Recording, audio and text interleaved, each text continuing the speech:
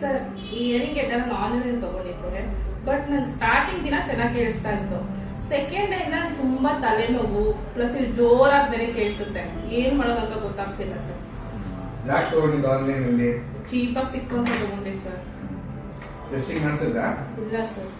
ಮತ್ತೆ ಟೆಸ್ಟಿಂಗ್ ಮಾಡಿಸಿದ್ರೆ ನಿಮ್ಗೆ ಅಂತ ಹೆಂಗ್ ಗೊತ್ತು? ಇವಾಗ ಟೆಸ್ಟಿಂಗ್ ಒಬ್ಬೊಬ್ರದ್ದು ಒಂದೊಂದು ತೊಂದರೆ ಇರುತ್ತೆ. ನೀವು ಆನ್ಲೈನ್ ತಗೊಂತೀರಾ, ಪ್ರೋಗ್ರಾಮಿಂಗ್ ಏನ್ ಮಾಡಿಸ್ತೀರಾ? ಪ್ರೋಗ್ರಾಮಿಂಗ್ ಮಾಡ್ಸಕ್ ಆಗಲ್ಲ. ಸೊ ಫಸ್ಟ್ ಮಿಷಿನ್ ತಗೊಳಕ್ ಮುಂಚೆ ಟೆಸ್ಟಿಂಗ್ ಮಾಡಿಸಿ, ಮಿಷಿನ್ ನ ಪ್ರೋಗ್ರಾಮ್ ಮಾಡಿಸಿ, ಅದಾದ್ಮೇಲೆ ತಗೊಳಕ್ ಆಗೋದು. ಸೊ ನೀವು ಆನ್ಲೈನ್ ಅಲ್ಲಿ ಚೀಪ್ ಆಗಿ ಸಿಕ್ತು, ಕಮ್ಮಿಗೆ ಸಿಕ್ತು ಅಂತ ತಗೊಂಡ್ಬಿಟ್ರೆ ಇದನ್ನ ನಾವೇನು ಮಾಡಕ್ ಆಗಲ್ಲ. ನೀವು ಇದ್ರ ಬದಲು ಹೊಸದಕ್ಕೆ ಹೋಗೋದೇ ಬೆಟರ್. ಸರಿ ಸರ್. ಫಸ್ಟ್ ಟೆಸ್ಟಿಂಗ್ ಮಾಡಿಸಿ, ಆಮೇಲೆ ಮಿಷಿನ್ ಪ್ರೋಗ್ರಾಮ್ ಮಾಡಿಸಿ, ಆನಂತರ ತಗೋಬೇಕು. ಸರಿ ಸರ್. ಆಯ್ತು. Thank you sir.